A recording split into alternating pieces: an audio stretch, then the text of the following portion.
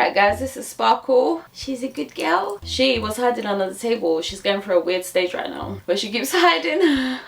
She doesn't want to sleep with me. She wants to sleep by herself downstairs. Hey, she's my baby and this is Sparkle. So she's a big girl now. You're a big girl. Alright, say bye. Say bye. Right, well, let's get down to business and start this conversation. Because today we are talking about, are you bad in bed or just shy? So I want to help shy people. If you're shy or you're having a crisis in your sex life, or you're just not interested and you're wondering why, I want to talk about it and I want to help you guys. So let's have this conversation.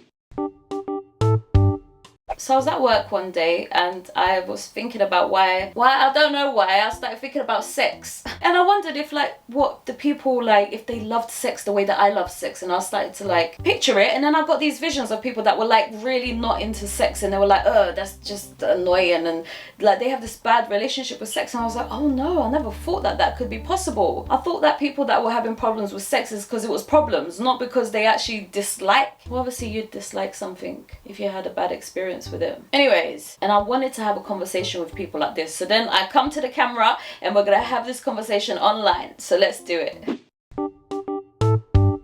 So first I want to create some categories as to why people will be bad in sex or why they have a bad experience with sex. Because yes, one pocket is being shy, and then that equals to different explanations and help, and then you got the people who have these visions and belief about what sex is, and then they create that vision, and in reality that is really bad. And then you got those people that are bad at sex but they're not necessarily shy, and so then we're not really talking about those people, but that is a pocket of them. And then I want to talk about the people in the pocket that don't care about sex, because I guess if you don't care about it then you're going to be bad at it, so then you're associated with bad sex because you don't like it. When we're younger, we're not taught much about sex, and then we're kind of left to it, and if you are, you're taught very specifically related to culture and your parents' characters and their beliefs. So we're not really universally speaking a language of sex in education. We're talking about things that are not related to procreation, that are related to pleasure and related to that intimate thing of what are you doing and what is going on here, and why are we doing this, and how are we doing this, and what do you like, what do I like? We're not talking about it whatsoever. Sex is an embarrassing thing. So I just wonder, without any help and any education, and if you do, it's particular to your dad or your mum, I just think there's a lot of pressure to have sex and to make it something. It's just a lot of pressure and confusion because you just don't understand it properly. And so I guess that creates bad experiences because of the energy you're bringing into it, which is scared and confusion, and not even scared but confusion and anxiety or uncertainty, and that's not a good feeling to have. So then that would maybe equal to the shy people, the ones who are uncertain and unsure of what they're doing, so then they do whatever. And I guess I want to help that particular pocket because actually I just want to help all of them. I want to have a conversation about this. I don't even know why I'm so obsessed with having conversations about sex. Why? And I think it's because it is one of the most beautiful, intimate things that we have amongst each other, with each other, connecting together. It is a bit of a deep, intimate moment. So maybe it is important to speak about, and maybe it's not this cheap thing that we've connected to just ejaculation and thirst and hunger and animalism of just wanting to procreate and come. Maybe it's not just that, and maybe there's something deeper going on with sex here, and why we have to pay attention, or why I'm so obsessed with talking about it. Anyway, so with all this confusion, with no education, I think people just end up giving up and giving in to their particular ways, no matter what it means and what the experience is. They just give up. And I'm seeing that about the human race, how non-confrontational we can be, that we don't face things and we don't face them and ask questions and clarify, and then we hide and we become these weird beings having weird experiences that are not perfect, and then being embarrassed of yourself and stuff. And wouldn't it be good to feel sexy and confident and knowing, which is what we're going to get into next, to feel great about yourself and have good experiences? Wouldn't that be good? Or at least to have a go instead of being quiet and dying in embarrassment or whatever, just dying in silence. Instead of doing that, let's talk about this and let's create a plan to become better in the field of sexuality. And to the pocket of like men who are bad in bed because they are very confident in a particular way and that particular way is not good, I think the problem also lies in the woman not telling the truth about how she's feeling. So I think it's always about communication again and telling each other the truth. When you do that, when you bang me, it hurts. When you bang, bang, bang, it has to be in a particular moment that you start banging. Otherwise it hurts and it's not pleasurable. Because you could only bang when the orgasm of the woman is like starting to peak into like the actual orgasm. That's the only time you should be banging a woman, is when she's literally at the tip of the start of the orgasm. Because then it will feel good. But until she's reached that point of the window into the orgasm, you shouldn't be banging. You should be, what's it called? A continuous thrust of ins and outs. Okay, so let's get into the mindset of somebody who is going to be great in bed, who is great in bed, and who's not shy. So I think the answer lies in accepting and understanding, knowing who you are and what you want and what you like, and then being given permission and encouragement for those things. Because again, we don't talk about sex, so we're not here encouraging you like, yeah, that's good, you should like that, and yeah, you should do that. And so then if you have confidence that what you want is okay and that you have the right to have it as well and it's yours to be taken, then you have a confidence with what you are doing, because this is about me and my experience. So I have to feel good, and so then I'm confident in what I want from this moment, which is this. I like this, and this is what we're gonna do because I like it. And so I'm confident that I lost my trail of thought there completely.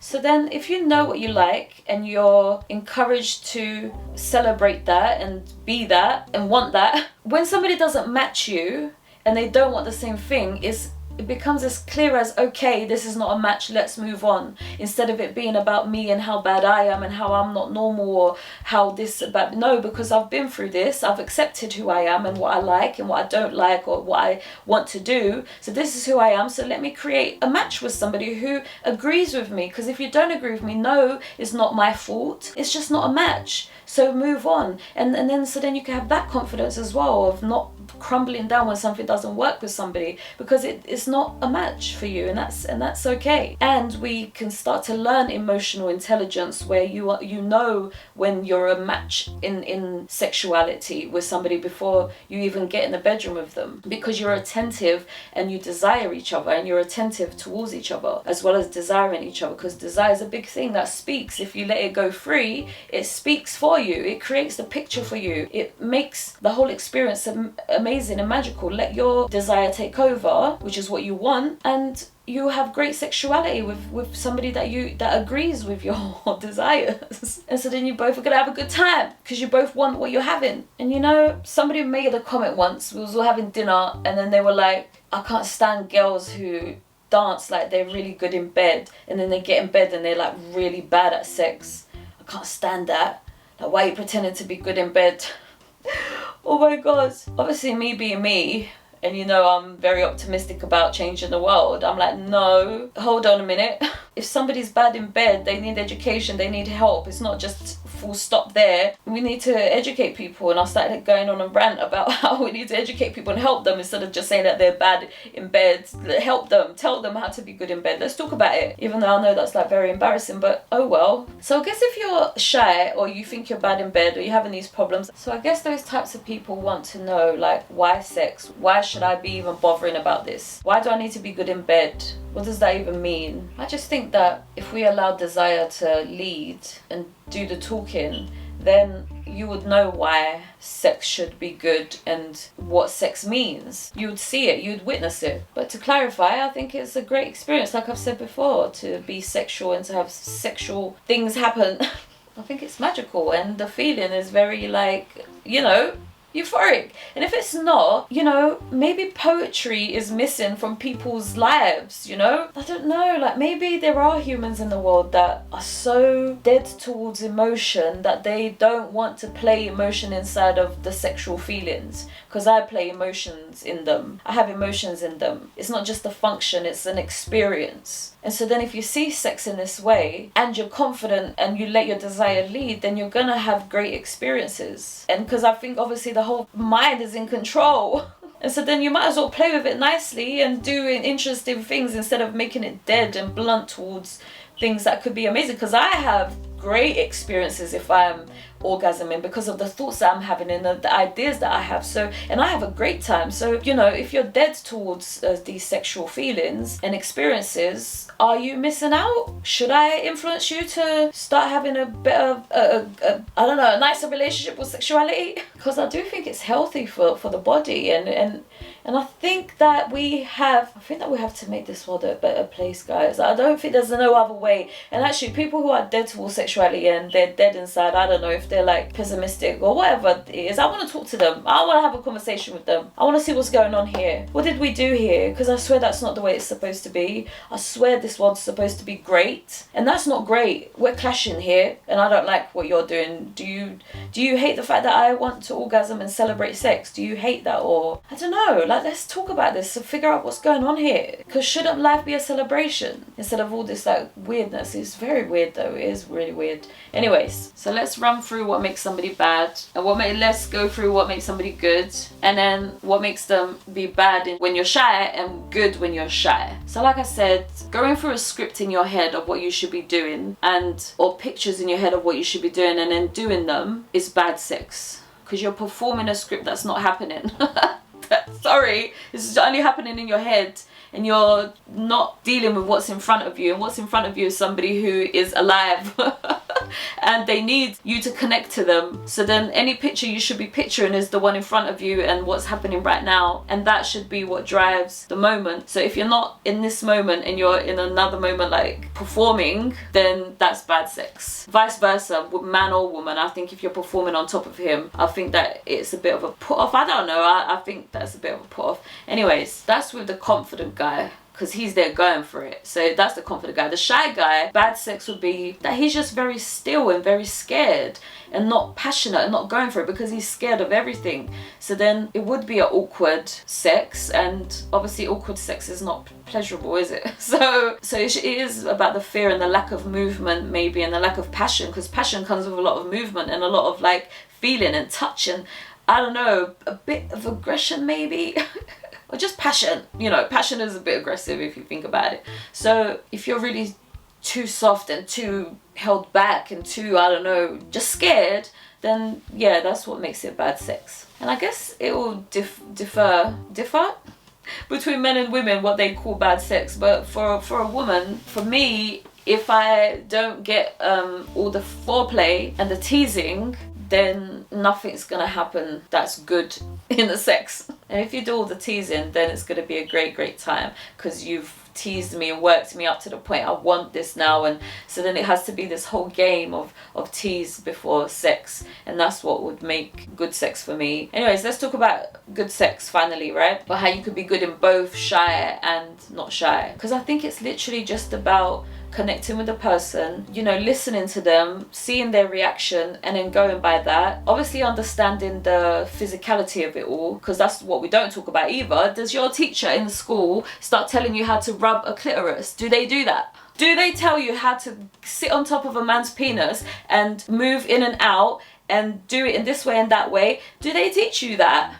Does anybody teach you that apart from your own friends and maybe your dad or your mum? It's such a taboo subject. What the heck?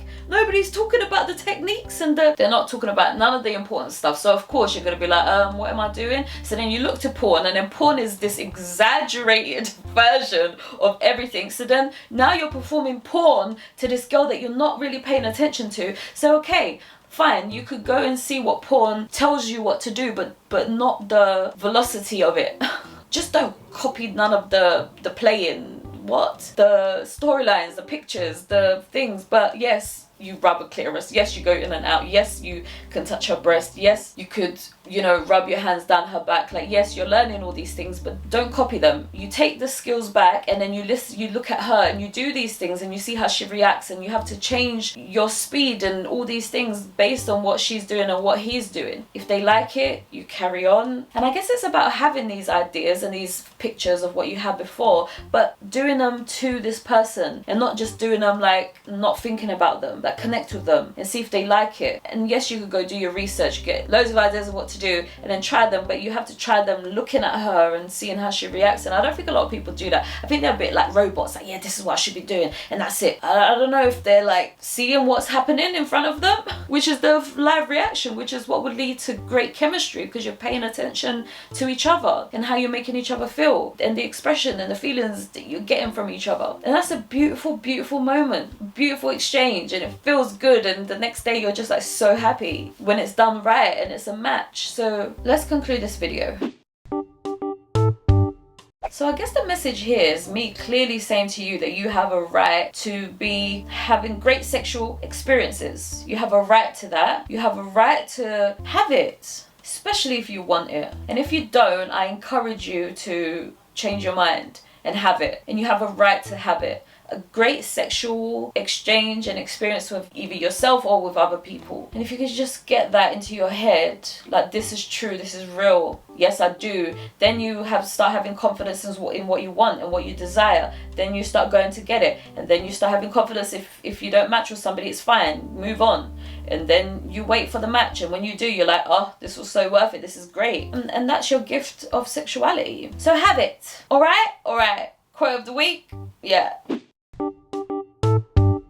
No sex is better than bad sex. No sex is better than bad sex. Do you know what? I think that's what we've been doing, because we don't have education. No one's talking about it in a healthy way. So what we do is we carry on having sex in these ways. And me, I can't do that. So then I just stay a long time without having sex, or I just stop sex abruptly in the middle. Like, I can't carry on doing this if it's going wrong or something. I don't think a lot of people are like that. I think they actually live through these things and they accept them and they do them. And it's unhealthy for the brain, number one, because you're producing energy and feelings that are not nice, because you're having an awkward exchange and it's not great. So if you're carrying on doing it, that's just feeding the body like bad things. But it's not just that. What you're also doing is that you are building long life habits. Yeah, that's what you're doing, and they get like engraved into you, like, this is how you do it. And if you do it for a long time, it just gets engraved in you. So I don't think we should be having bad sex, basically. I think we should be having good sex. Okay, let's move on. So relax, take your time, find out who you are, what you want, what your desires are. Take your time and then go and find a match. And if you come across people that are not matches, you move on with your life. And then when you do, you have what you are entitled to have. Alright, so until next time, I will be back with another subject. Please do tell me what to talk about if you want me to talk about something. And I'll see you next time. Alright, goodbye.